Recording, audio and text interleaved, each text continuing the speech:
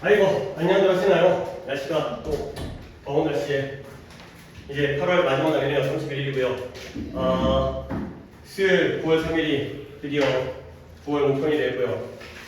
일단 뭐 누차 얘기하겠지만 일단 어려울 거를 예상을 해야 되겠고, 그리고 뭐 이게 어려우면 수능은 이만큼 어렵지 않다는 걸로 어떻게 보면 위안을 삼을 수 있는 거기 때문에 어렵게 나오면 이보다는 어렵지 않을 거다. 그 다음에 비슷하게 나오면, 그러니까 좀 풀만하게 나오면 6월보다는 어렵겠지만 풀만하게 나오면 이 정도 수준이 나오겠다라고 좀 예상하면 되고요. 물론 그분들이 또 문제를 내는데 잘 못 맞춰요. 그러니까 이제 여러분들의 상황을 잘 모른다는 거지. 자기에 대한 항상 이제 6월과 9월 모평으로 여러분들의 실력을 더 평가하긴 하지만 이제 여러분들이 또 실력이 달라질 수 있는 거고, 영어를 얼마큼 투자를 하는지 안 하는지에 따라서 11월에 실제 수능에서는 어떤 실력이 되는지는 또 그건 예측할 수 없는 분들이기 때문에 그분들도, 그래서 대략 우리는 예상할 뿐이죠. 이제 뭐 점수가 중요한 게 아니라 이제 우리가 이제, 그러니까 우리의 점수 말고, 그러니까 이제 난이도 당장 어떻게 뭐 등급이 몇 포인트가 끊기는 게 중요한 게 아니라 내가 거기 들어가는 게 중요한 거잖아요. 남들이 공부 안 해가지고 1등급이 4포인트가 돼도 내가 들어가면 되는 거고, 남들이 공부 열심히 해가지고 1등급이 12%가 찍더라도 내가 못 들어가면 완전 꽝이니까. 그러니까 이제 내 페이스를 유지하는 게 지금부터는 난이도라든가 이런 것들을 충분히 우리가 어느 정도 예상할 수 있는 부분 범주 안에 있을 테니까, 그걸 벗어나지는 않을 테니까 그 범주 안에 있을 때 이제 우리의 페이스를 지키는 게 중요하겠고, 특히 또 이제 9월의 마지막 모평이기 때문에 10월에 모의고사가 한 번 더 교육청 모의고사가 있긴 하지만, 그러니까 이제 틀릴 지문을 갖다가 다 빼는, 그러니까 나는 그래도 개인적으로는 그래도 괜찮다고 생각하는 거, 여러분들이 계속 이제 나한테 좀 하루 이틀 늦긴 하지만 그래도 클리닉에 대한 점수를 보고하는데 거의 오답들이 모여지고 있어요. 그러니까 그런 것들은 굉장히 좀 괜찮죠. 그러니까 모여지고 있다고 해서 내가 편하다는 게 아니라 여러분들이 이제 안 틀릴 문제는 안 틀리고 있다는 거죠. 한번 틀린 문제를 갖다 틀린다는 것에 대해서는 이제 또 대비를 하면 되지만, 중구난방으로 막 이게 주제 틀리고 제목 틀리고 그다음에 뭐 무관문자 틀리고 요약 틀리고 이래버리면 이제 여러분들이 불안하잖아. 그러니까 아무리 빈칸하고 순서 삽입을 하더라도 딴 데서 틀려버리면 이제 그게 이제 어떻게 보면 이제 밑 빠진 독에 물을 붓는 건데, 근데 그래도 독은 빵꾸는 떼어놨으니까 거기다가 이제 빠지지 않은 상태에서 채워 올리는 식으로 그렇게 하면 된다는 생각으로 나는 좀 그런 부분은 굉장히 긍정적으로 생각하고 있고요. 그래서 일단은 오늘은 빈칸이 지난번에 비해서는 빈칸 자체가 그렇게 어렵지 않고요. 그 다음에 이제 물론 오답은 또 개수야 다르겠지만, 그리고 그래서 빈칸 15개 하고요. 그 다음에 수능 완성이 8강 빈칸에서 뒤쪽에를 아직 풀이를 못한 게 있어요. 근데 다 한 분씩 틀려가지고 오늘은 수능 완성 10강의 순서, 물론 10지는 11월까지 늘었지만 그 다음에 이번 또 금요일날 서인이 한 분, 그 다음에 이제 토요일날 준선 아직 보고 안 했지만 하이랑 이제 성주이가 오늘 이제 한 명씩 보고를 하고 있긴 한데 거기까지는 내가 준비를 못했고요. 그래서 지난번 거, 이번 주간에 지난번 거에서 위치가 38번, 39번이 조금 많이 중복돼서 틀렸기 때문에, 그래서 일단은 빈칸은 본교재로 진행하고 수능 완성에서는 순서니까 순서 위주로 보고, 그 다음에 모의고사 오답풀이에서는 위치 위주로 본 다음에 시간이 남게 되면은 뭐 빈칸이라든가 이쪽에서의 지난 오답이라든가 이런 것들을 더 추가적으로 하겠어요. 근데 보통 하다 보면 또 이제 이것만 딱 이제 하게 될 수가 가능성이 높기 때문에 일단은 이걸 위주로 먼저 진행을 하도록 하겠어요. 오케이? 그럴 할 일이 없죠. 74일 남았어요. 네. 예. 많이 남았네요. 그래요. 어떻게 보면 이제 74일이 아니라 430. 450이네요. 예. 하여튼 이제 14일 잘 버텨보도록 합시다. 그래서 그러니까 이게 너네 고3을 갖다 처음 해보잖아요. 근데 고3이라고 공부 열심히 한다고 생각해요? 아니에요. 그러니까 마음만 걱정만 많죠. 걱정만 받고 공부는 실상 안 해요. 그러니까 이게 그게 그렇다고 해가지고 뭐 나는 문제야, 나는 이따위밖에 안 돼, 이렇게 그런 자괴감이라든가 그런 부정적인 생각하지 마세요. 남들 다 그래요. 그러니까 이제 이게 집중할 수 있다는 게 심리적인 그런 것들 갖다가 이겨내고서 내가 정말 모든 걸 이겨낸 다음에 집중할 수 있다는 건 정말 쉬운 일이 아니에요. 그러니까 나도 이제 어른이고 너네보다 훨씬 더 많은 인생을 살았지만 나도 뭔가 멘탈이 나가면 잘 안 돼요. 이게 막 걱정할 일 많고 막 집구석에서 막 자식들 막 속썩이고 그러면, 물론 그래도 안정적으로 진행할 수 있긴 하지만 그 퍼포먼스가 더 잘할 수 있는데 그게 막 안 나오는 경우도 있어요. 근데 여러분들은 처음 겪어보는 거잖아요. 근데 그걸 잘한다는 건 오히려 보면 잘하는 게 너무 약간 비인간적이죠. 그러니까 그렇다고 해서 나는 인간이니까 너무 또 그러지 말고 남은 시간을, 남들이 그렇게까지 막 그 효율적으로 완벽한 74일을 보내지 못할 거란 말이야. 그러니까 이제 흔들리고 뭔가 공부하기 싫고 약간 미래에 대해서 갈등이 생기고 이 길이 맞나 이 방법이 맞나 혼란스럽고 남들 다 그러니까 그럴 때라도 한 번 심호흡하고 한 번 더 또 이제 그건 나중에 고민하자 그런 방법도 있잖아요. 이제 고민할 문제이긴 하지만 지금 당장보다는 좀 그걸 미루고 이렇게 생각하는 것도 지금은 공부하고 좀 이제 자기 전에 고민한다든가 밥 먹어서 고민한다든가 이런 식으로 미루면서 좀 멘탈 관리를 하시면 좋겠어요. 오케이? 자, 1부터 진행하겠어요. 15개 다 불러드릴게요. 이제는 진도를 다 맞췄기 때문에 오늘 이제 구문도 해당되는 거니까 41번에 3, 4 3, 4 예? 숙제를 못했습니다. 어떤 걸 못했을까요? 일단 모의고사야 오늘 보고 받았기 때문에 이건 돼 있는 거고 수능만 쓴다 안 했나요? 네. 그래요. 깔끔하게 이번 주에 건너뛰셨나 본데 됐어요. 일단 41번에 그래도 뭐 이제 소재라든가 이런 부분들도 얘기할 거 있으니까 안 풀었다 하더라도 그런 것들은 좀 잘 소리를 들어주시기 바라고요. 일단 41번에 3, 4 했죠. 그 다음에 43번에 3, 3, 4, 2 3, 3, 4, 2 그 다음에 49번에 47번이에요. 47번에 2, 1, 1, 2 2, 1, 1, 2 되고요. 그 다음에 51번에 1, 2, 1, 2 1, 2, 1, 2 그 다음에 55번 마지막으로 2번 이 되겠어요. 채점 잘하고 있죠? 약간 좀 왔다 갔다 채점하는 것 같아서 좀 헷갈리가 내가 좀 헷갈리게 부르는 건가? 그런 것도 있긴 하지만 채점 잘했죠? 자, 일단 준서는 오답이 15개 중에 오늘 몇 개요? 5개, 오케이. 그 다음에 서인이 오답 몇 개요? 6개, 오케이. 정확하게 채점을 한 거라고 믿고 일단은 진행하도록 하겠어요. 역시 내가 이제 성질의 것만 답을 갖다가 들어놨기 때문에 여러분들 거는 그냥 여러분들과 같이 얘기를 하면서 하도록 하겠어요. 일단 1, 2번. 1, 2번에 오답 있을까요? 2번 있어요. 오케이. 1번에 성질이가 있기 때문에 이거 먼저 풀이해드리고 그 다음에 2번 넘어가도록 하겠어요. 자, 가볼게요. 1번이 뭐고 2번이 뭐더라? 오케이. 자, 1번에 물론 지금 이 자리에 없으신 분이라지만 내가 빠르게 좀 해석을 하면서 그렇게 어렵진 않아요. 가볼게요. 초반에 우리가 뭐라고 가정하냐면 assume 더 way인데요. 더 많은 시간을 얻는 방법이 속도를 높이는 것이다. 74일이 남았는데 미안합니다. 이 시간을 가장 더 늘릴 수 있는 방법은 빠르게 공부하면 되는 거 아니에요. 문제를 빨리 풀게 되면 한 세트가 아니라 두 세트를 풀 수 있는 거 아니에요. 결국 더 많은 시간을 얻을 수 있는 방법은 이렇게 생각하는 거야. 빠르게 하면 되는 거야. 그렇죠? 그러면 느낌상 우리는 이렇게 가정하고 추정하는 경향이 있다는 거야. 근데 바로 주제가 나오고 있어요. 또 한 번의 반전이 있을지 모르겠지만 아니라는 거죠. 속도를 높인다는 게 실제로 우리를 slow down, 속도를 늦춘다는 거야. 그러니까 급할수록 돌아가라 이런 주제인 거예요. 빠르다고 해서 우리가 더 많은 시간을 낼 수 있는 게 아니라 빨리 하다 보면 오히려 느려진다는 거야. 쭉쭉 가볼게요. 문장 구조가 조금 까다로운 부분이 있지만 해석은 하시기 때문에 어느 누구냐면 rushed out of the house예요. 집을 서둘러서 나섰어요. 근데 결국 뭘 깨닫게 되는 거야? 이런 only는 챙겨야 돼요. 우리가 투부정사 중에서 독해를 위한 가장 좋은 건 목적이 아니라 결과예요. 그러니까 집을 서둘러서 나왔거든요. 근데 결과적으로 only 투부정사 결과적으로 깨닫게 되는 거예요. 뭘 깨닫게 돼요? 그들의 열쇠와 지갑이 여전히 어디에? 부엌 테이블에 놓여져 있다는 걸 깨닫게 되는 거죠. 결국 이 사람은 서두르긴 했지만 다 놓고 나온 거죠. 그런 사람은 알고 있어요. 뭘 알고 있어요? 이것을 너무나 잘 알고 있다는 거죠. 이때 디스가 나타나는 건 빠르게 서두르는 게 오히려 늦춰진다는 사실을 너무 잘 알고 있다는 거예요. 경험을 통해서. 여러분들 이런 적이 있다는 거죠. 자, 그 다음에 결국 It's not just our efficiency 감소되어지는 건 단지 효율성만이 아니라는 거예요. 그러면 이것도 느낌이긴 하지만 이런 느낌을 갖다 빨리 알아도 좋겠죠. 강조문이란 말이죠. 줄어드는 건 시간만 줄어드는 게 아니라 그러니까 줄어드는 건 효율성뿐만이 아니라는 거야. not just니까 효율성만 떨어지는 게 아니라 효율성도 마이너스인데 그거 말고도 있다는 거죠. 우리의 경험의 질 또한 고통을 겪게 된다는 거야. 그러니까 서두르다 보면 효율성도 감소되고 떨어지면서 우리가 어떤 일을 갖다가 겪을 때 뭐 영화를 볼 때 영화를 갖다 빨리 돌려본다든가 문제를 풀 때 뭐 빨리 문제를 푼다든가 그러면 거기서 얻는 경험까지도 마이너스의 고통을 겪게 되는 거죠.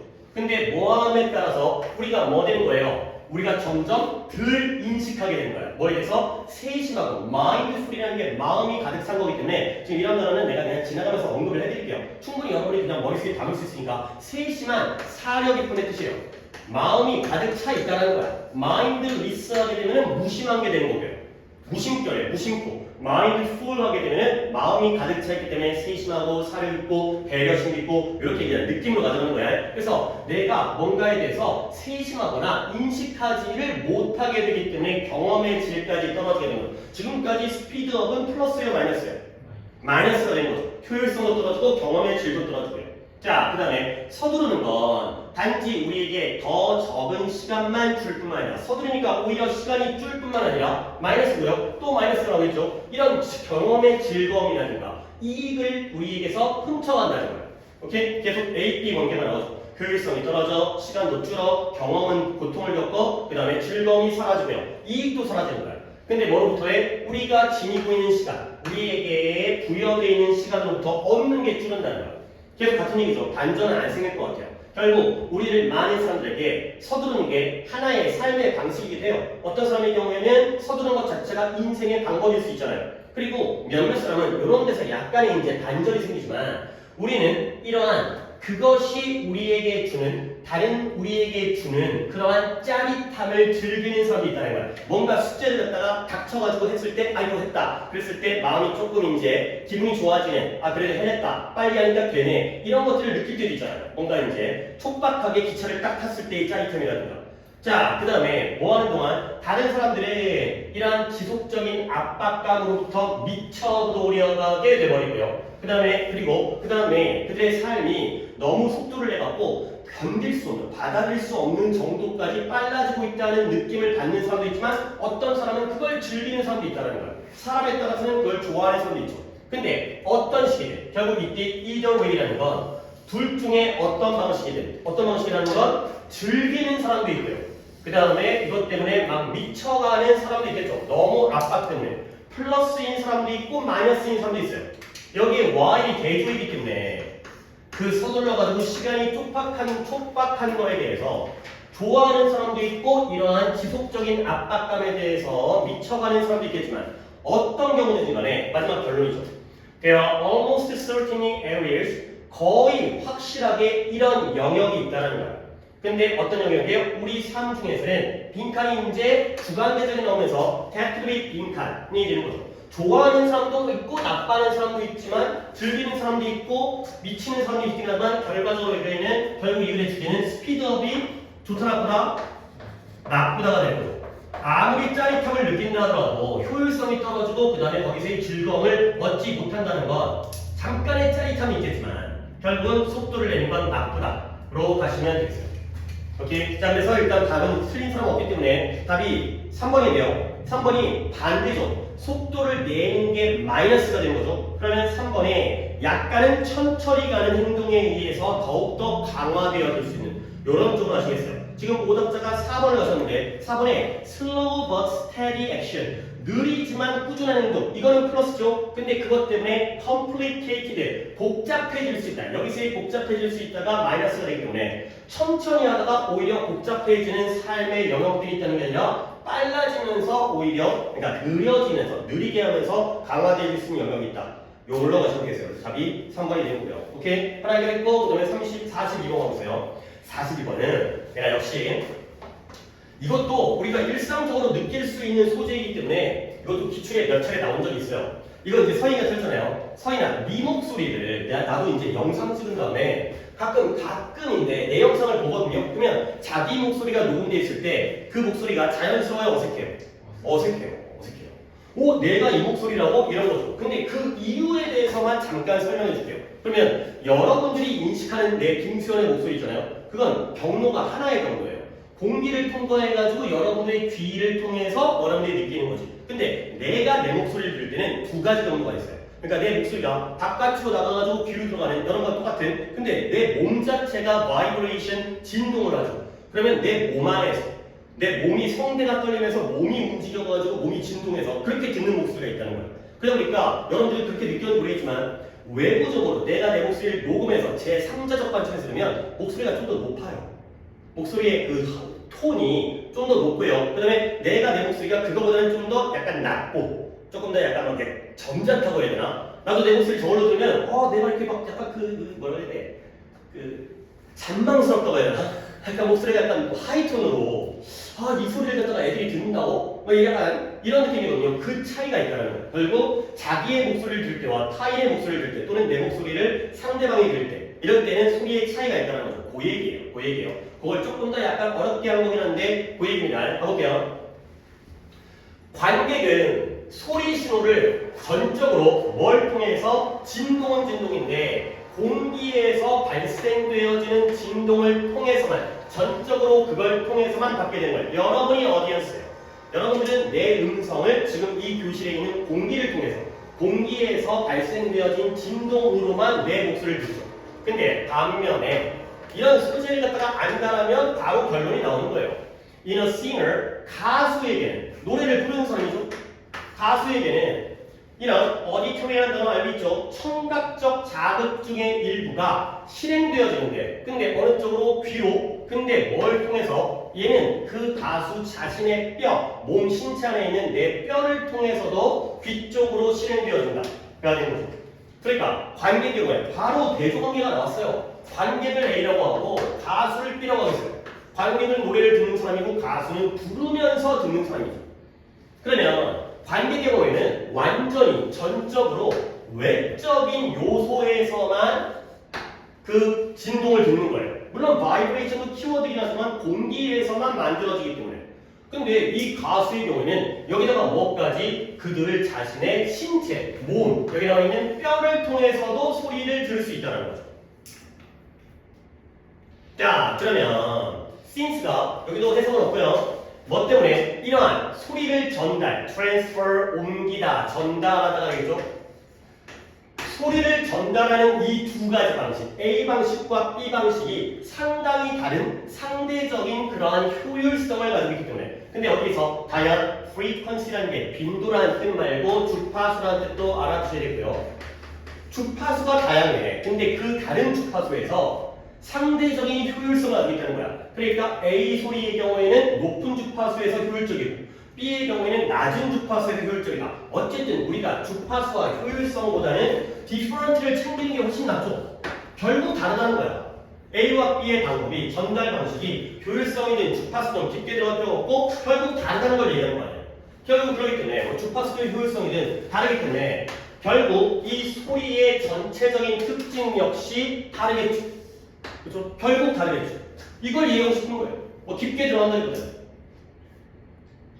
됐죠? 자, 그 다음에 이제 우리가 충분히 생각할 수 있는 사례가 나옵니다. 너는 아마도 이런 사실을, 이 다르다는 걸 경험해 본 적이 있을 거라는 거야. 근데 언제? 네가 들었을 때. 당연히 직접 내 목소리를 듣는 게 아니라 너 자신의 목소리를 테이프로서, 카스트 테이프라든가 아니면 대중 연설 시스템, 뭔가 녹음 시스템이라든가 아니면 뭐 마이크에서 나오는 내 목소리를 듣는다든가 이런 식으로 했을 때 이런 것들을 갖다가 들어본 그런 경험, 이랬을 때 이걸 겪어봤을 거라는 거야. 자, 그러면 it is easy to blame, blame이라는 건 비난하다의 뜻인데 잠깐 뭐 글이 어렵지 않으니까 잠깐 끊고 들어갈게요. blame이라는 게 비난하다라는 건 정도는 우리가 알면서요. 근데 이 blame이 A for B 요렇게 제일 많이 쓰여요. 그러면 A를 비난하는 거예요. B 때문에, B에 대해서. 그러면 A가 대상이고요. blame him, 그를 비난하는 거야. 근데 for, late arrival, 지각한 것에 때문에 이게 원인이에요. 그래서 B에 대해서 A를 비난해요. 근데 얘가 살짝 뒤집어질 수가 있어요. 어떻게 뒤집어지냐? B가 먼저 나오고요. 그 다음에 on A 이렇게 나오는 경우가 있어요. 그래서 blame B on A가 되면 A에 대해서 B를 탓하는 거죠. 그에 대해서 지각한 것을 비난하는 거예요. A, B 위치가 달라지고요. 말 나온 김에 두 개만 더 알려드리겠어요. 이 charge라는 단어가 책임을 묻다 이거죠. 비난하다, 고발하다, 책임 묻다, 뭐 요금이라는 뜻도 있고요. 충전하다의 뜻도 있지만 얘는 A with B를 써요. A와 B는 위에 있는 것과 마찬가지로 A가 상대방 대상이면서 B가 원인입니다. 하나 더 알려드릴게요. accuse라는 단어 있죠. accuse도 고소하다, 비난하는데 얘는 또 전사가 달라요. A of B. A를 고발하고 비난하는데 B에 대해서. 그러니까 뭔가 blame이나 charge나 accuse라는 게 어느 정도는 고발하다, 비난하다, 책임을 묻다 이런 뜻인데 전치사가 다 달라지니까 이런 걸 한번 생각을 해 주시면 좋겠어요. 자, 이제 약간 쉬었으니까 다시 들어볼게요. 뭐 하기가 쉽냐면 Blame the sound of a strange 뭔가 낯선 사람의 목소리인 거야. 내 목소리가 아니에요. 뭔가 누군가 다른 사람의 목소리를 갖다가 누구에 대해서 안 좋은 전자장치, 야 이거 마이크가 이상한데 녹음기가 이상한데 이 녹음기, 전자장치를 비난하는 거죠. 이 poor electronics가 A가 되고요. 그 다음에 이 poor electronics에서 안 좋은 소리가 나왔다. 안 좋은 소리를 갖다가 원인으로 이 원인 때문에 소리가 안 좋은 것 때문에 이런 전자장치를 비난하는 이런 상황이 되겠어요. Blame B on A가 되는 거죠. 보통 그렇다면 이제 내 목소리 이상한데 아이 기계가 잘못했어. 그러나 이제 또 진실이 나오겠죠. 그러나 이것은 오직 부분적으로만 정당화 된다는 거야. 가끔은 그럴 때도 있어요. 가끔은 이제 녹음 장치가 문제가 있을 때도 있지만 그건 부분적일 뿐이다. 그게 진짜 문제는 아니라는 거죠. 이런 비난이 부분적으로만 정당화되기 때문에. 자, 그러면 결국 이런 주된 효과, 부분적인 원인은 그쪽일 수도 있겠지만 주된 효과는 어디서 온다? 이 사실에서 온다는 거예요. 이 사실, 또 우리가 예측할 수 있는 이 방식의 차이겠죠. 네가 너 자신을 듣는데 어떻게 또 나왔어요? 다르게 듣는다는 거야. 근데 무엇과 다르게 듣겠어요? The way others hear you. 남들이 너를 듣는 방식과는 다르다는 거야. 남들이 너를 듣는 방식이 아까 얘기했던 A고요. B가 너 자신을 듣는 방식이 뼈를 통해서 듣는 게 바로 B가 되겠죠.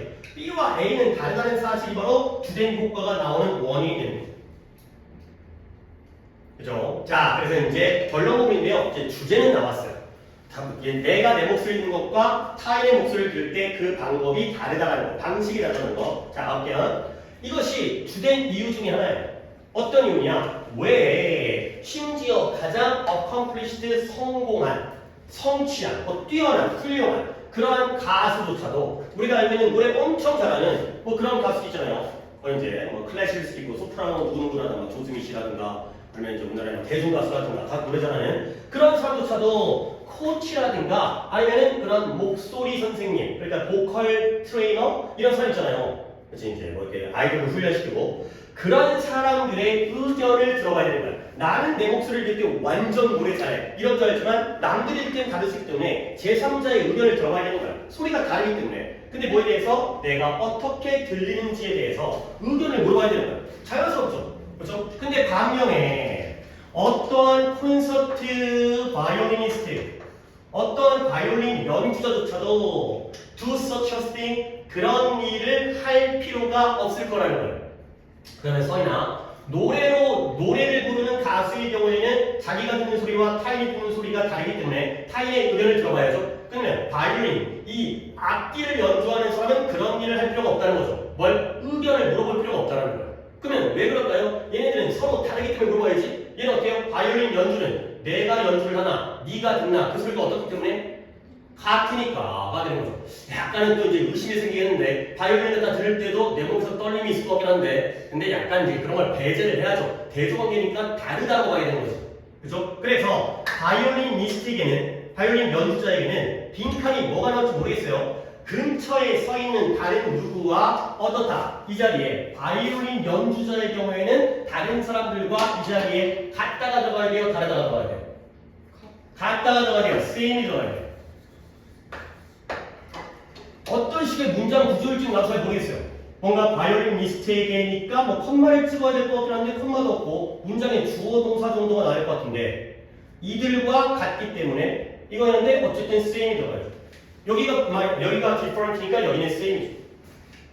오케이? 그러면 답을 갖다가 찾으면 그쵸? 이 소리를 연주한다는 게 거의 똑같아요. 그게 들리는 것과 거의 똑같이 들리는 거죠. 오케이? 그래서 4번에 가셔야 되겠습니다. 너는 혹시 몇 번 갔을까요? 저 3번이요. 3번에. 그래서 관객들이 그러니까 이 as it is라는 표현은 있는 그대로의 뜻이에요. 그걸 있는 그대로 중요하게 여긴다. 그러니까 중요하게 반응한다. 그러니까 관객들의 반응이 있는 그대로 그 자체가 중요하다. 관객의 반응이 중요하다보다는 바이올린 연주자에게는 자기나 이 사람이나 똑같게 들리기 때문에 그러니까 바이올린 연주자가 관객의 반응이 중요하다면 그 사람들이 또 의견을 물어봐야죠. 나는 이렇게 잘한다고 생각하는데 여러분들의 반응은 어때요? 이렇게 물어봐야 되는 건데 싱어나 바이올리니스트는 다르기 때문에 그러니까 이게 다르다는 건 얘와 얘는 같다라는 내용이 되는 거지. 또 이제 착각하면 안 되고요. 서로 대조관계인 거고 얘는 다르고 얘는 같고 상황이 되겠어요. 오케이, 그 다음 넘어가서 3, 4, 5, 6 쪽에서 오답 개수를 또 들어보시고 5번 한번 있고요. 3번, 6번, 3, 5, 6, 3, 5, 6. 오케이. 그럼 여기는 없으니까 3, 5, 6만 한 명씩만 있는 걸로 가보겠어요. 자, 이것도. 그러니까 진짜 이게 계속 같아요. 계속 같아요. 오늘도 거의 15개 가지고 내가 모든 걸 다 일반화할 수 없다고 하잖아. 오늘의 빈칸이. 계속 같아요. 계속 대조예요. 그러니까 대조가 없으면 어때요? 대조를 보려고 노력하면은 어쨌든 된다는 거예요. 자, 또 한번 가볼게요. 3번이 서인이고 네가 5번이었죠? 그 다음에 6번이 다시 서인이었고 3번 서인이니까 봐봐요. What does curiosity mean? Curiosity, 호기심이라는 게 무엇을 의미하는가? Curiosity, 호기심 이랬고요. 그 다음에 잠깐만요. 블레인가 오늘 수업하려고 단어 정리를 미리 해볼까는 뭐 할까? 정리를 안 하고 왔다가 그냥 한 거여가지고 까먹을까봐 적어드리겠습니다. 이것도 한번 거기다 올려놓으면 좋을 것 같아서. 자, 호기심은 뭘 의미하는가? 그리고 그게 왜 그렇게 중요한가? 아, 일단 호기심이 중요한 거구나. 호기심이 중요하니까 왜 중요한가?로 시작하겠죠. 이거는 호기심에 대한 거예요. 그러면 우리는 생각해요. 호기심을 뭐로써? 탐구로서 생각한다는 거야. 일단 탐구, 키워드 적어놓으시고요. 통념일 수도 있겠지만. 그러면 inquisitive, inquire에서 나온다잖아요. 호기심이 있는, 탐구하는, 캐묻는 이런 거예요. 탐구하고 자꾸 꼬치꼬치 캐묻는 꼬치꼬치가 되는 건데 이것저것 따져가면서 물어보는. 그래서 뭔가 탐구한다는 거야. 내가 호기심이 있으니까 뭔가 막 캐물어. 그 다음에 seeking to learn, 이해하고 배우려고 노력해. 이런 것들이 바로 호기심이에요. 뭔가를 알아가려고 탐구하고 호기심이 있고요. 오케이? 그러면 몇몇 사람들은 이 호기심을 being noisy, 뭔가 소란스럽고 시끄러운 것과 관련시킨다는 거예요. 뭔가 애들 중에서도 호기심이 많은 애들은 좀 소란스럽고 엄마 이거 뭐야? 아빠 이거 뭐야? 계속 물어보고요. 막 이것저것 뒤적거리고. 자, 그러면 어쨌든 간에 aren't we being noisy? 우리가 시끄럽지 않았을까? 근데 뭐 한다면 우리가 다른 사람에 대해서 호기심이 있다면 어떻게 하면서 개인적인 질문을 물어보면서 뭘 좋아하세요? 뭐 고향이 어디예요? 몇 살이에요? 뭔가 차분한 것보다는 귀찮고 성가시는 것보다는 일단은 객관적으로 시끄럽긴 하잖아요. 가만히 있진 않으니까. 오케이? 자, 그런데 우리는 믿고 있다는 거야. 뭘 믿고 있냐면 그 두 가지 사이에는 차이가 있다는 걸 믿고 있다는 거죠. 이제 나왔어요. 두 가지면 중요한 거죠. 근데 이 두 가지를 그냥 넘어가니까 이제 우리가 못 잡는 거야. 나오면 봐야죠. 나오는데 안 보는 걸 어떻게 보면 이제 우리가 이제 우리의 책임을 갖다가 이제 회피하는 거니까. 서인아, 이때 이 두 가지가 무엇과 무엇 사이에 차이가 있다고 믿고 있는 거예요. 일단 하나는 최소한 뭘까요? 물어보는 거. 그러면 그렇게 asking, 이것저것 물어보는 거. 그러면 이것저것 물어본다의 의미는 noisy와 같은 의미예요. 이것저것 물어보다 보면 시끄러워지는 거잖아. 그렇지? 그러면 이거 두 개를 구분하면 안 되고요. 어쨌든 바로 문장에서 봐봐, 우리가 뭔가 개인적인 질문을 물어보면서 다른 사람에게 대해서 호기심이 있다면 우리가 시끄러워지지 않은가가 되는 거죠. 질문이지만 이런 거 갖다가 수사 의문, 시끄럽지 않니? 시끄럽다는 얘기죠. 물어볼 때에는 시끄럽지 않니? 시끄럽다는 거예요. 같은 거고요. 그러면 반대편에 있는 게 뭐예요? 질문? 듣는 거? 그렇게까지 막 이렇게 소설을 쓰면 안 되고요. 그러니까 물어보는 사람이 있으면 듣는 사람이 있을 거다. 이건 약간 너무 추론인 것 같아요. 자, 이 글이 뭐에 대한 글이었다? 호기심에 대한 글이지. 그렇지? 한 번 더 글 읽어볼게요. 얘들아, 호기심이 뭘 의미하는가? 호기심은 왜 중요한가? 우리는 보통 호기심을 탐문하고요. 배우고자 이해하는 거예요. 근데 몇몇 사람들은 여기 나왔네요. 호기심을 갖다가 시끄럽다는 것과 연결을 시킨다는 거야. 두 가지가 같은 거 아니냐라고 한다는 거지. 오케이? 보통 호기심이 있으면 질문하다 보니까 시끄러워지기도 하거든. 그렇죠? 근데 우리는 믿고 있다는 거지. 둘 사이에는 차이점이 있다는 거. 무엇과 무엇 사이에? 호기심과 시끄러운 것 사이에는 차이가 있다는 걸 알고 있다는 거예요. 여기가 curiosity가 들어가셔야 돼요. 지금 우리가 궁금한 건 진정 호기심이라는 게 무엇인지를 물어보는 거잖아요. 근데 몇몇 사람들은 호기심을 시끄럽게 부는 거라고 생각을 하는데 거기에는 차이점이 있다는 거야. 그러네. 잡는 것 자체를 잘 하셔야죠. 두 개가 나왔을 때 이게 무엇과 무엇 사이의 대조관계인지 이 둘 사이에 차이점이 있다니까. 이것부터 이제 신경을 쓰셔야 되겠어요. 충분히 이 기간이라는 건 내가 이렇게 몇 번 해보면 돼. 이게 뭐 1년 걸리고 2년 걸리는 게 아니에요. 안 해버릇하니까 그런 거지. 해버릇하다 보면 이게 되는 거예요. 이 두 가지가 무엇과 무엇일지에 대한 거.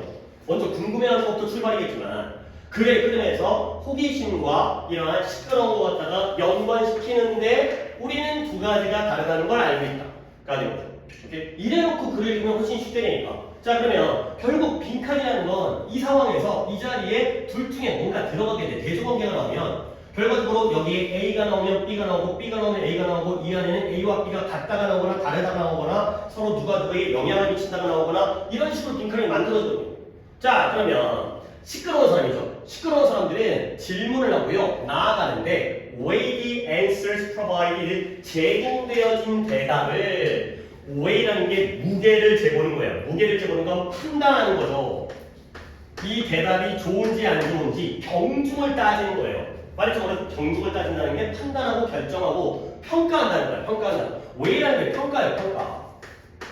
시끄러운 사람들은 질문을 한 다음에 더 나아가서 대답이 나왔을 거 아니에요? 제공되어진 대답을 평가해요. 자, 그러면 그들의 의도, 시끄러운 사람들의 의도는 뭐가 아니다? 나의 법비가 나왔죠? 그들은 그 상대방에 대해서 배우고자 하는 게 아니라 뭐 하는 거예요? 비교하려는 거예요. 자꾸 물어본다면 몇 살이에요? 나보다 늙었고요. 그 다음에 뭐 이제 어디 살아요? 나보다 아파트가 뭐 어쩌고 이런 거예요. 그리고 결과적으로 뭘 원하는 거냐면 아마도 결정하는데요. 누가 더 잘났는지, 누가 더 못났는지 이딴 걸 결정하는 게 바로 시끄러운 사람이에요. 그러면 서울이 또 이걸 보는 거지. 그러면 시끄러운 사람의 의도는 A가 아니라 B이네요. 오케이? 그러면 A랑 B 중에 시끄러운 사람들은 B를 하는 거지. 그렇죠? 그러면 A가 뭐가 돼야 돼요? 호기심이 돼요. 진정한 호기심은 배우려고 하는 거예요. 근데 호기심이 아니라 그냥 시끄럽기만 한 사람들은 그냥 이것저것 물어본 다음에 아 얘가 나보다 못났네 이런 걸 따지는 그러한 사람이라고 하죠. 근데 그러니까 그와 반대로 대조적으로 진정한 호기심은 빈칸이다가 되는 거죠. 결국 진정한 호기심은 뭐여야 돼요? 배우는 거예요. A여야 되죠. 그러니까 호기심을 A라고 하고 질문하면서 시끄러운 게 B가 되면 나의 모습이기 때문에 결국 이 자리에는 배우는 게 들어가요. 이해가 들어가는 거죠. 그러면 반대로 물어보면 compare가 아니에요. 비교하는 게 아니에요. 또는 weight도 아니에요. 무게를 재가지고 평가하는 건 호기심이 아니다. 가 되겠어요. 그러니까 이렇게 읽어주시면은 이런 것들이 명확하게 들어간다는 거죠. 물론 뭐 또 답 찾기의 경우에는 조금 다를 수 있겠지만 아 진짜 호기심은 배우고자 하는 거지 평가하거나 비교하고자 하는 것이 아니구나. 이거는 시끄러운 사람들입니다. 자 그래서 이제 또 나오잖아요. 진정한 호기심은 나오네요. 탐구하고 배우는 거예요. 우리 예측대로 나왔어요. 근데 뭘 가지고 더 큰 이해라는 목적을 가지고 더 많이 이해하고자 하는 목적 때문에 배우고자 탐구하는 거고요. 그리고 그것은 뭐로부터 자유롭다? setting values와로부터 자유롭다는 거예요. 그러면 말을 나온 김에 계속 하는 것입니다. 보기 시작하면 이렇게 되는 거야.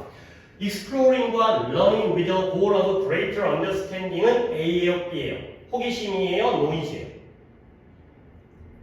이래다가 호기심, 진정한 호기심을 A라고 하고 단지 물어보면서 따지고 들면서 시끄럽게 하는 걸 B라고 하는 거야. 그러면 진정한 호기심은 탐구하고 학습하고 더 많은 이해를 원하는 거거든요. 이쪽이 A예요, B예요? A가 되고요. 그리고 뭐로부터 자유롭다? 어떤 가치를 설정하는 것으로부터는 자유로워요. 가치 설정이 A야, B야. 이해가 B가 된다는 거야. 이 가치 설정이 바로 이쪽이 되는 거지. 누가 더 가치가 있느냐를 따지고 두는 거죠. 그래서 호기심 있는 사람의 질문을 할 때는 이건 호기심이잖아요. A잖아요. 그들의 의도는 더 잘 이해하는 것뿐인 거예요. A예요, A. 이해하고자 하는 거예요. 그래서 그 뭐든지 간에 그것이 다른 사람이든 다른 아이디어든 장소든 아니면 유래든지 간에 어떤 것이든 뭔가 그 이상의 탐구에다가 대한 관심을 불러일으키는 뭐든지 간에 거기에 대한 더 큰 이해를 얻는 것이 호기심이다. learn, 그 다음에 이쪽에다가 또 탐구, exploration이라든가 아니면 이해라든가 이쪽에 되겠어요. 그러니까 그래 그러면 이제 보였죠. 보통 호기심이 뭐지? 호기심이 왜 중요할까? 사람들은 보통 호기심을 시끄러운 것과 관련시키는 사람도 있지만 두 개는 다르다. 호기심, 진정한 호기심은 탐구하고 이해하고 배워가는 거고요. 단지 시끄럽다는 건 비교하고 평가하고 그 다음에 가치를 설정하고 누가 더 좋은지 누가 더 나쁜 건지 그런 것이다 라는 거죠. 오케이? 그러면 답을 갖다가 그래요. 그러니까 이보기는 이 좋았던 게 그러니까 우리가 생각한 걸 한 번 더 꽈가지고 보기를 갖다가 냈기 때문에 그러니까 맞으신 분도 왜 이 답이 이것과 관련성이 있는지를 다 생각해야 되는 거야. 몇 번이에요? 3번. 3번에 어떠한 판단도 유지하지 않는 거예요. 판단하지 않는다는 거지. 그냥 알아간다는 거야. 좋다 나쁘다의 평가가 없다는 거죠. 그래서 hold no judgment가 그렇죠. 요점으로 간다는 거죠. 한 번 더 꽈가지고 답을 갖다 내기 때문에 그런 정도만 좀 잘 봐주시면 되세요. 아이코 해석이었는데 건너뛰었고 3, 4, 4는 숙제, 그러니까 오답자는 없지만 그래도 해석을 시켜보기 위해서 준수가 한번 해볼까요? 우리는 알아차리지 못하는 내용이었는데 얼마나 많은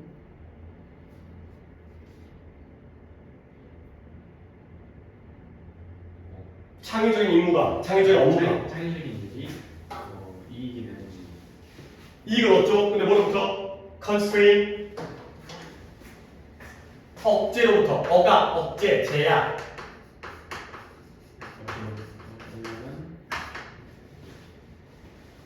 오늘은 내재되어 있고 보이지 않기 때문에 그렇죠. 이 억압이라는 게, 이 constraint라는 게 그 안에 내재되어 있고 눈에 보이지 않기 때문에 창의적인 임무가 억압으로부터 benefit from이니까 이익을 받는 거죠. 이 방향이죠.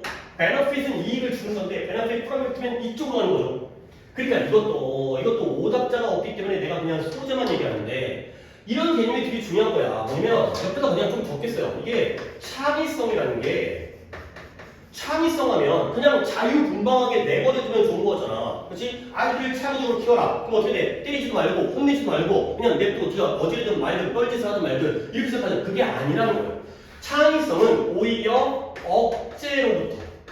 억제로부터 긍정적인 효과를 받는다는 거죠. 그러니까 이런 소재가 이 창의성 굉장히 많이 나오잖아. 창의성은 지식에서 나온다. 창의성은 훈련에서 나온다. 창의성은 기존에 있는 거에서 나온다. 창의성이 억압에서 나온다. 그래서 예시가 뭔지 뭐 있어요? 그러니까 이제 예시가 이게 노래가 4분의 4박자 한마디에 4박자가 들어가는 모든 인기 음악들은 다 4분의 4박자인데 4분의 4박자가 바로 억제잖아요. 이 규칙을 지키라는 거죠. 근데 이 규칙 안에서 엄청나게 많은 노래들이 만들어지죠. 그렇지? 그런 것 때문에 오히려 여기가 뿌리가 된다. 되는 거죠. 이 창의성이라는 소재에는 항상 잘 봐주시고 뭐 창의성뿐만 아니라 이 자리가 다 뉴턴 들어가고 이런 거잖아요. 이제 훌륭한 과학자들이 이러한 기존의 지식, 뭔가 타이트한 제도로부터 발전시켰던 이런 상황이 되세요. 그 다음에 그 다음에 345번이 이제 순서였고요.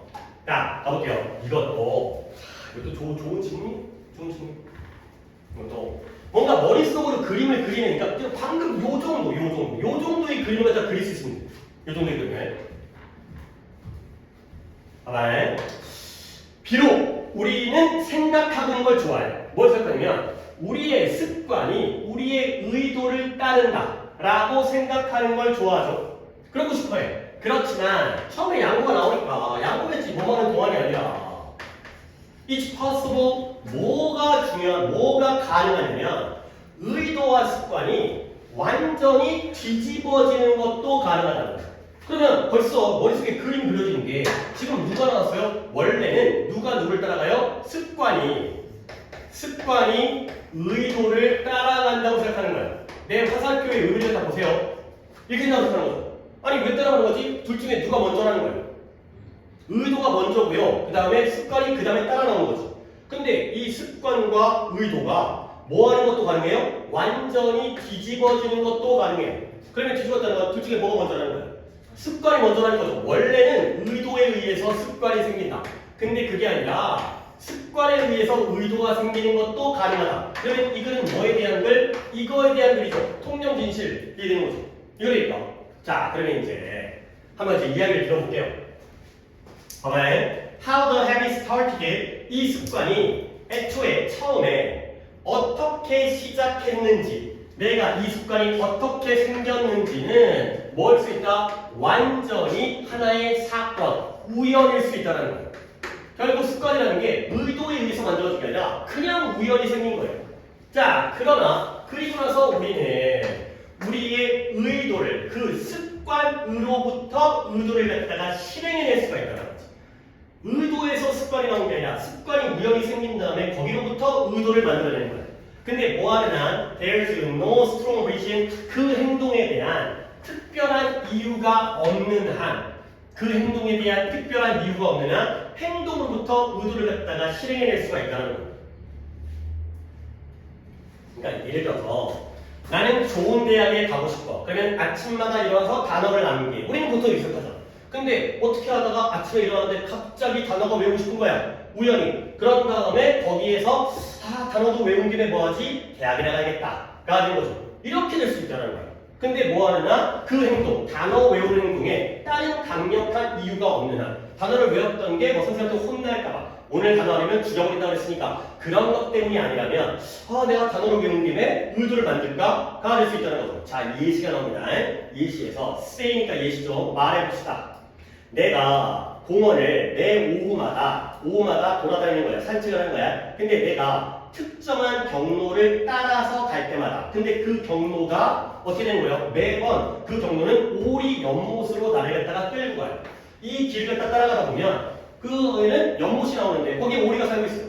그러면 when asked why I take this route 내가 왜 이 경로를 택하는지를 질문받았을 때 당신은 왜 항상 글로 가나요? 그랬을 때 나는 다음과 같이 대답할 수가 있다는 거야. 저는 오리에게 먹이 주는 사람을 보는 걸 좋아해요. 가 되는 거죠. 결국 오리한테 밥 주는 걸 보는 걸 좋아한다는 게 바로 의도죠. 그렇죠? 이렇게 대답하는 거야. 그리고 이 경로, 특정 경로를 항상 따라간다는 것 같다가 얘가 습관이 되는 거죠. 근데 이 사례에서 원래는 뭐가 먼저였어요? 오리 밥 주는 사람을 보는 게 의도가 먼저였어요? 아니면 그냥 우연히 이걸 먼저 따라간 거예요? 습관이 먼저였죠. 아무 생각 없이 갔는데 내가 매 오후마다 공원을 산책하는데 특정 경로를 따라가는데 그게 오리로 가는 거예요. 근데 왜 그랬어요? 그랬을 때 오리에 밥 주는 사람 보는 걸 좋아해요. 근데 실제로는 나는 단지 처음에 그냥 글로 갔을 뿐이야. 그냥 at random, 무작위로 그냥 무분별하게 갔을 뿐이에요. 그리고 나서 so no reason 똑같은 일을 안 할 어떤 이유도 보지 못했죠. 아침에 단어를 외웠는데 별 이유가 없었어. 근데 다음 아침에도 오늘은 단어를 외우면 안 돼 라는 이유가 없어. 그러면 그냥 그 다음에도 단어를 외우게 되는 거예요. 그러면 결국 이제 이 습관이 확립되게 된 거야. 매일 그쪽 경로로 산책을 하는 거야. 그리고 나서 나는 뭐 하게 돼요? 이유를 떠올리게 되는 거야. 내가 왜 이를 갈까? 생각해봤더니 매번 오리가 있었잖아요. 그러면 오리가 갑자기 내 마음속에서 용수철처럼 튀어나오는 거죠. 튀어오르다. 스프링. 튀어오르다. 생각이 난다는 거죠. 결국 나는 뭐 하게 된 거예요? 결국 이 글의 주제는 뭐다? 습관과 의도 중에서 뭐가 먼저였다? 습관이 먼저였다. 뭔가 우연에 의한, 이거 더 자세히 적을 수 있죠. 우연에 의해서 습관이 만들어진 다음에 거기에서 내가 의도를 갖다가 아예 만들어낸 거죠. 이제 제작을 한 거죠. 의도를 갖다 내가 생성한 거죠. 의도가 먼저 있는 다음에 습관을 갖다가 쌓은 게 아니라 우연히 만들어진 습관 때문에 의도가 만들어낸 거야. 생각해낸 거야. 오리가 떠오른 거죠. 그렇죠. 중간에 있는 예시는 우리를 도와줄 뿐 처음에 나왔었던 방향이 반대일 수 있다. 원래는 습관이 의도를 따른다. 의도에 의해서 습관이 나온다고 우리는 생각하지만 실제로는 그게 완전히 반대 방향일 수 있다. 가 되겠어요. 오케이? 그러면 답이 뭘까요? 4번에 infer라는 게 추론해내는 거죠. 의도를 추론해내는 거예요. 뭐로부터? 단지 우연이었던 것으로부터. 그죠? 그러니까 조금 더 다듬게 되면 이제 chance라는 게 우연이 되는 거야. 우연이었던 습관으로부터 intention을 갖다가 추론. 내가 왜 그럴까 생각해보니까 오리 때문이었구나. 이런 식이 된다는 거죠. 다들 좋은 그리고 진짜 올해 수능에서도 이런 식, 그러니까 소재가 똑같긴 하지만 구조는 정말 많이 나오는 거죠. 얘와 얘의 관계인데 통념과 진실이기 때문에 사람들이 이렇게 생각해. 이거 창의성은 그 딱 좋잖아. 사람들이 창의성은 맨날 이렇게 생각하는데 그게 아닌 거. 이런 식으로 나오기 때문에 오케이. 아, 그 다음에, 아니요, 아직까지는 아니고요. 7, 8, 90이니까. 그 다음에, 6번 가보겠어요, 6번. 6번. 오늘은 좀 그래도, 아니다. 앞쪽에 좀 약간 머물러 있긴 하고요. 또 이쪽은 또, 성주가 좀 오답이 있어. 오늘도, 빈칸은 거의 2시간을 갖다가, 2시간 이내로 또 끊으면 좋긴 한데, 일단, 한 2시간 정도 걸릴 수 있을 것 같고요. 솔로예요. 3, 4, 6 가볼게요. 정답로. 이것도 이제, 이거는 어떻게 보면 좀 사실적인 정보인데, 여기서는 아마 대조관계가 안 보일 것 같아요. 근데 그래도 그냥 글을 쭉 읽어가면서 뭔가 근거를 찾을 수 있는 부분들이 있기 때문에 일단은 항상 대조관계를 보려고 노력을 하셔야 돼요. 항상 모든 글에서 이 빈칸이든 주제처럼까지는 그게 크게 티가 안 나고 빈칸에서 무조건 그 생각을 하면서 이렇게 읽어야 돼. 물론 요약본도 마찬가지죠. 21번도 마찬가지잖아요. 21번. 빈칸형이기 때문에. 그리고 오늘 이제 순서와 위치의 경우에는 좀 다른 식의 글이기 때문에 글을 읽어보면 오늘 또 오답이 어떻게 될지 모르겠지만 이거는 이제 두 개를 갖다 내가 둘 다 할 생각이고 글은 이해가 되는데 순서가 모르는 것 때문에 그게 문제인 거죠. 그게 이제 글읽기가 좀 다른 방식이기 때문에 일단 가볼게요. 내비게이션 앱 어플이에요. 너의 스마트폰에 있는 네이버 어플 있잖아요. 네이버 길찾기 지도 있잖아요. 이런 것들이 너한테 말해줄 때 뭘 말해주냐면 공항으로 가는 가장 좋은 경로를 말해줄 때 근데 뭘 기반으로 하겠어요? 당연히 현재의 교통량의 패턴을 기반으로 하겠죠. 지금 막히니까 돌아가세요. 이런 것들이거든요. 그럴 때 그것이 어떻게 할까? 그 어플이 내비게이션 앱이 어떻게 알 거냐는 거야. 뭘? 교통량이 도대체 어디 있는지 어디에 길이 막히는지 어떻게 알고 있지? 뭔가 네이버 직원들이 다 보고 있다가 여기가 막히네 연락해 전화해 이걸 알 거라는 거야. 물론 또 이제 이런 것들도 이제 여러분이 평소에 좀 생각을 해봤다면 그러면 이 내비게이션 시스템은 추적하고 있는 거예요. 뭘? 너의 휴대폰과 그리고 수천 명의 다른 사용자 근데 뭐에? 그 어플리케이션 그 어플의 사용자들의 전화기를 추적하는 거예요. 우리가 어플을 까는 순간 얘네한테 우리가 그 개인정보 동의 그리고 맨날 필수 선택해가지고 동의를 하잖아요. 그러면 얘네가 우리 위치 파악을 하는 거야. 어플 중에서 그 위치 추적 항상 가능 뭐 이런 거 있어. 우리 앱을 사용하는 동안 가능 그 다음에 허용하지 않은 그런 걸 통해서 우리의 위치 파악을 하는 거예요. 우리뿐만 아니라 수천 명의 사용자. 근데 뭐 하기 위해서 굉장히 단순해요. 보기 위해 얼마나 빠르게 그 휴대폰들이 그 교통량을 통과해서 지나가는지를 보기 위해서. 그러니까 내 휴대폰이 내가 걷고 있는지 자동차를 타는지 이런 것들은 모르잖아요. 내가 버스 타는지 차 타는지 어떻게 알아 내가.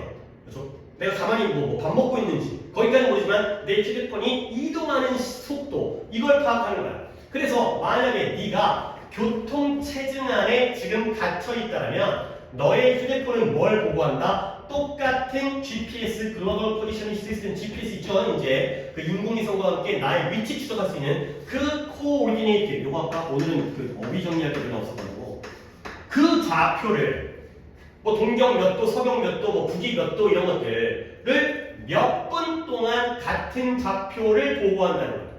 결국 몇 분 동안 같은 좌표를 보고한다는 건 이동하는 거예요? 멈춰있는 거예요? 멈춰있는 거죠. 계속 여기 있어. 오케이? 자, 근데 만약에 교통량이 빠르게, 스위프트리, 재빠르게 움직이잖아요? 그러면 너희 휴대폰에 네 자동차만큼이나 빠르게 이동하겠죠? 그러면 이러한 어플들이 그걸 기반으로 해서 경로를 추천해 준 거야. 아, 여기 빠르다. 길이 안 막히나 보다. 이러면서 다른 사용자들에게까지 이걸 알려주는 거죠. 그러니까 오히려 이런 이제 현대화 사이의 정보화 사이에서는 뭐 이런 것도 많이 나와요. 우리가 소비자인 것 같지. 근데 알고 보면 우리가 상품이에요. 우리가 하나의 상품과 데이터가 되는 거죠. 아니 그 뭐 테무라든가 아니면 마켓컬리라든가 아니면 그 쿠팡이죠. 쿠팡. 쿠팡이 돈을 어떻게 버는 거야? 쿠팡 맨날 적자래. 그러면서도 그렇게 뭐 미국에다가 상장하고 투자를 많이 받는 이유가 개인 정보를 많이 모으기 때문에. 물론 나의 사생활, 내 주민등록번호를 아는 게 아니라 내 연령대라든가 나의 가족 그 현황이라든가 그러면서 구매 패턴을 아는 거야. 구매 패턴을 파악하면 아 4인 가족 그 다음에 어디 거주해 그 다음에 나이가 몇 살이야 자녀가 있어 이런 사람들은 이 물건을 사는구나. 그 데이터를 넘겨주면 걔네가 우리한테 어떤 타겟 광고를 할 수 있는 거예요. 우리한테 필요한 물건들을 갖다가 보여줄 수 있다는 거죠. 혼자 사는 사람이면 배달 음식이라든가 이런 식으로 그 정보가 되는 거야. 우리 스스로가 정보가 되는 거예요. 우리가 여기에 가입하면 그래서 이 전체적인 시스템 이제 이런 소재는 진짜 어떻게 보면 우리가 또 약간 이게 옛날 기출이고 한 10년 전의 기출이긴 하지만 그때 당시는 어떻게 보면 굉장히 참신한 내용이었을 거 아니야. 이런 것들이 이제 우리에게 쌓여 있으면 우리가 또 이제 올해도 새로운 사실은 나오겠죠. 그러니까 새로운 소재가 등장을 하지만 대부분의 경우에는 있던 소재이기 때문에 가끔 진짜 새로운 걸 한두 개 나올 뿐이죠. 그래서 전체적인 시스템의 품질은 어디에 의존한다? 중대하게도 there being a large number of users 많은 숫자의 사용자가 존재하는 것에 의존한다는 거예요.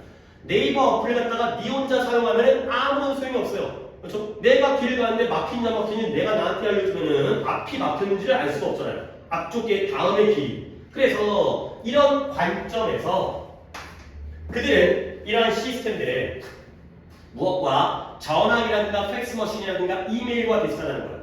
내가 전화기를 샀는데 전화기 가입자가 나밖에 없어. 그러면 누구랑 통화하는 거야? 나 혼자 통화하는 거야. 그래서 만약에 오직 한두 명의 사람만이 이런 팩스라든가 이메일이라든가 전화기 가지고 있으면 그들은 not 그렇게 좋지 않다는 거야. 결국 그들의 용도, 효용성, utility, 쓸모, 효용성은 무엇과 함께 증가한다? 여기에 대해 쓰면 쓸수록 증가하는 거예요. large number, 많은 사람들이 사용할수록 그 어플의 쓸모가 증가하는 거죠. 그러니까 막 무료로 가입하긴 하고 처음에 막 보너스 주고 이런 거 아니야. 일단 양을 늘려가지고 규모의 경제를 만드는 거예요. 우리가 많은 회원을 확보하고 있다 자체만으로도 돈을 벌 수가 있기 때문에. 그러니까 이제 이런 어플이라든가 이런 이제 IT라든가 하이테크에서의 이런 어떤 메커니즘 이런 것들을 좀 이해해 주시면 훨씬 더 그를 이해하는 데 도움이 될 거예요. 내가 회원 유료 회원이 아니라도 내 가입 자체가 유튜브도 그렇잖아요. 구독자 수를 늘려가지고 내가 걔한테 돈을 안 내는데 구독자가 많다는 것 자체가 하나의 상품이 되면서 나한테 광고가 오고요. 유튜브 회사가 왜 구독자가 많은 채널에게 돈을 갖다가 주겠어요? 그걸 통해서 유튜브 전체에 광고가 들어오기 때문에 많은 가입자가 있다는 것 자체가 하나의 가치를 갖게 되는 거죠. 그러니까 약간 내가 좀 더 딴 얘기를 했다 많이 하긴 했지만 이런 교통 내비게이션 어플의 경우에도 사용자가 많으면 걔 어플의 용도가 올라가는 거예요. 그러니까 막 처음에 막 이게 그런 프로모션 하잖아요. 뭐 가입하게 되는 거 돈 주고. 그리고 일단 만들어 놓는 거죠. 일단 가입자 숫자. 괜찮은 지문이죠. 내용적으로 괜찮은 지문이에요. 우리가 평소에 알아야 되는. 오케이? 답을 찾으시면 그쵸? 네? 몇 번? 2번일 수밖에 없죠. 2번이 아니라 다른 번호일 수밖에 없다는 거죠. 그러니까 이런 경우가 빈칸의 경우가 이제 글만 이해하면 답이 너무나 정확하게 나오는 경우도 있고 약간 한번 그러니까 뭐야 약간 이렇게 꼬는 경우도 있고 코올디넷 뭐 이렇게 별로 그러니까 임팩트가 없는 단어를 가지고 뭐 이럴 때 조정한다라는 게 뭔가를 조화스럽게 화합하는 거예요. 조화스럽게. 그러니까 조정한다고 해서 내가 무조건 뭐 매니플레이트처럼 내 마음대로 바꿔버린다의 느낌이 아니라 조화롭게 그 연예인들 코디네이터 있잖아요. 코디네이터가 뭐 하는 사람이에요? 이 옷을 갖다가 입혀주는 사람이잖아. 어울리게, 컨셉에 맞게. 그런 사람들이 조화롭게 조정해주는 거예요. 그래서 코디네이션의 명사형이죠. 코디네이션이 이제 조화, 조율 이런 명사형이 되고요. 근데 여기에 이제 이 좌표가 이렇게 기출해서 좌표라는 뜻으로 명사 뜻으로 좌표 있죠. 이렇게 격자무늬에서 몇 도 여기 뭐 이런 지점을 찍어주는 게 이제 좌표 찍는 거 이런 의미도 있기 때문에 솔직히 뭐 이렇게 막 근데 약간 알아주세요. 뭔가 코디네이트 보면은 뭐 알 듯한 단어인데 명확하게 안 했던 경우가 많을 거기 때문에 이 정도로 보도록 하겠어요. 오케이. 그다음에 6번까지 했고 또 한 2개 정도 더 할까? 한 개만 더 할까? 7, 8, 90에 오답이 있을 때 일단 기본은 한 분이 계신 상태에서 다른 분들 오답이 8번, 10번 7, 9, 5 그러니까 7, 9, 8, 10 그러니까 각각 모든 지문이 다 2부씩이 틀린 게 되겠어요. 그럼 바로 됐던 거.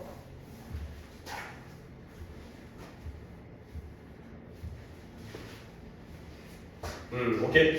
저 7번이 오늘 것 중에 좀 어려웠나?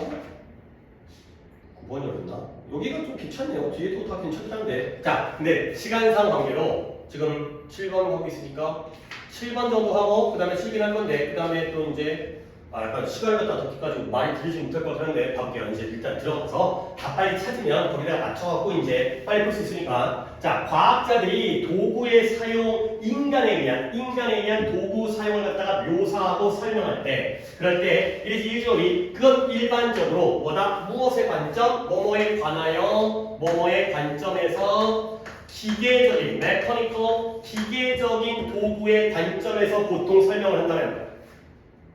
과학자가 도구를 설명할 때는 기계적인 관점에 대해 설명하는 거야. 그러면 이것이 어디에 적용되어지냐면 apply to 적용되다. 이러한 날카로운 부싯돌 날이라든가 부싯돌이라는 게 이렇게 탁 쳐갖고 불을 갖다 만들어내기 때문에 부싯돌이 뭉툭해서 안 되고 뾰족해야지 불꽃이 확 튀길 거 아니야. 아니면 전기들이라든가 그와 같은 도구에 적용되어져요. 자, 여기까지 뭔 소리인지 몰라요. 자, 그 다음에 핵심은 뭐다? 도구가 뭐라고 생각되어지고 여겨지느냐? 뭐 이런 거 그냥 밑줄만 쳐놓을게요. be thought of as 뭐뭐로 여겨지다. 수동적인 것으로 여겨지고요. 그리고 아주 작은 숫자의 determine이 결정하다는데 predetermined니까 미리 결정된 수동적이면서 미리 결정된 용도를 가지고 있는 것으로서 도구가 여겨진다는 게 핵심인 거예요. 자, 근데 디지털 리볼루션, 디지털 혁명이 바꾸기 시작했어요. 근데 뭘 바꿨어요? 이러한 환경을, 이러한 랜드스케이프, 풍경, 환경, 상황을 갖다가 상당한 방식으로 바꾸기 시작했어요. 여기서 반전이 생기는 거죠. 그러니까 이런 걸 느껴야 되는 거예요. 그래야지 앞에 있는 것들 중에서 뭔 말인지 몰라도 핵심적인 걸 잡아낼 수 있는 거예요. 이때 이러한 상황을 상당한 방식으로 바꿨다는 거죠. 그 전까지는 어땠어요? 도구라는 건 수동적이고 작은 숫자에 미리 결정된 용도가 있었거든요. 근데 디지털 혁명부터 바뀌었어요. 그래서 지금 이제 바뀌었죠. 도구들은 뭐가 됐어요? 개발되어지고 있어요.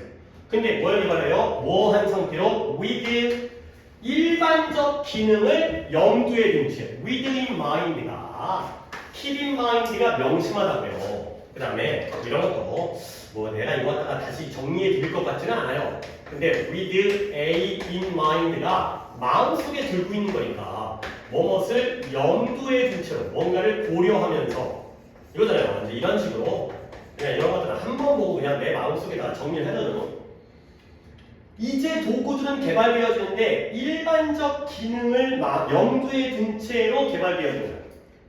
그러나 그렇지만 그들은 어떻다? Not predetermined. 그들의 작동에 있어서 미리 결정되어져 있지 않다는 거죠. 여기까지 봤으면 뭔가 눈치를 채야 되는 거죠. 이전까지는 여기 이전까지는 도구라는 건 어땠어요? 패시브하고요. 작은 숫자에 미리 결정된 용도가 있어요. 부싯돌은 뭐만 해? 부싯돌은 불만 만드는 거야. 전기들이는 뭐해? 뚫기만 하는 거야. 이런 거죠. 요쪽을 갖다가 A하는 거죠. 수동적이면서 숫자가 적어요. 근데 이제는 어때요? 일반적 기능을 염두에 둔대요. 내가 일반적 기능까지는 눈치를 못 채는데 그러나 그들은 그들의 작동에 있어서 미리 정해져 있지 않다라는 거예요. not predetermined예요. 그러니까 결국 A가 결정된 거고요. B가 일반적이다 보니까 아직까지 결정이 된 게 아니라는 거죠. 결과적으로 이렇게 있다는 거예요. 그러면 결과적으로 서인아 이 자리에는 A가 들어가야 돼, B가 들어가야 돼. B가 들어가야 돼. 그럴 수밖에 없죠. 바뀌었는데 이미 B가 어떻게 구체적으로 나온지는 모르겠지만 결국 여기는 미리 결정, 수동적이지 않고요. 패시브가 아니고요. 결정되어 있지 않아요. 어떤 내용이 나올지는 뒤를 읽어봐야 돼. 뭔가 내 느낌은 뭔가 능동적이고 그 다음에 다양하고 그때그때 달라지고 뭐 이런 느낌 아닐까? 자, 그래서 예를 들어서 이제 맞네. 컴퓨터 나오네. 컴퓨터는 원래 뭘 위해 설계되냐면 일반적 기능인데요. 이러한 정보를 처리하고 그 다음에 다루고 처리하는 일반적 기능으로 만들었어요. 그러나 정확하게 PC가 사용되어지는 것은 이제는 정해져 있지 않아요. 컴퓨터라는 건 일반적 기능인데 어떤 용도로 쓸지가 정해져 있지 않다는 거야. 프리디터민드가 아니라는 거죠. 그러니까 되게 몇몇 사람에게는 이건 뭐한다? 의사소통, 컴퓨터를 통해서 채팅을 하고요. 남들에게는 정교한 계좌 관리, 그러니까 컴퓨터를 통해서 재무 관리하거나 이런 것들. 그러나 또 다른 사람에게는 이런 엔터테인적인, 오락적인, 연애적인 플랫폼이 되는 거죠. 유튜브 보고 그 다음에 넷플릭스 본다는 거예요. 그러니까 컴퓨터는 일단 일반적 기능을 가지고 있지만 정해져 있지 않다. 이거죠. 끝났어요. 여기에 B가 들어온 게 맞네요. 그러니까 디지털 혁명 이후에 부싯돌과 달리 컴퓨터의 경우에는 일반적 기능만 가지고 있을 뿐 수동적이거나 정해져 있지 않다가 되는 거죠.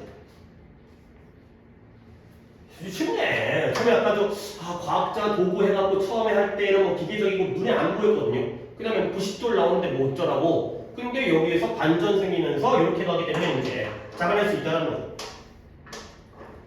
물론 그 다음에 보기를 갖다 결정하는 것도 그 다음 문제이기 때문에 이 부분까지는 내가 좀 어떻게 보면 나와의 이제 케이스 바이 케이스로 야 이거니까 이거지 밖에 안 되고요. 일반적으로는 나도 이제 여기에 대한 미리 예측을 못하기 때문에 몇 번 가질까요? 2번에 그들의 사용의 결과를 예측하는 건 가능하지 않다. 예측하는 게 가능하지 않다는 건 미리 결정되어 있지 않다는 거죠. 예측할 수 있다는 게 정해져 있는 거고요. 오케이? 그런 식으로 요것만 좀 이런 것들은 어쩔 수 없어요. 이런 것들은 이제 자기 본인이 해줘야 되는 거고. 솔직히 이건 뭐 야 이거니까 당연하지. 그거 아니죠. 그렇지. 여러분이 여기서 삐끗할 수도 분명히 있다고 생각해요. 그러니까 분명히 그림 이렇게 읽었는데 답을 찾는 데에서 아 이것도 말이 될 거고 저것도 말이 될 거고 이럴 때가 분명히 존재를 하거든요. 그 부분은 진짜 계속 연습을 하시는 거죠. 뭐 남은 기간 동안 그 답 찾기 하는 거는 뭐. 그 다음에 8번 할게요. 8번 역시 두 명이 한대요. 8번에 8번 할 수 있을까? 자, 썼다 할게요. 썼다 할게요. 자, 썼다. 이것도 한번 끊어야 이제 영상 올리는 데도 문제 없어.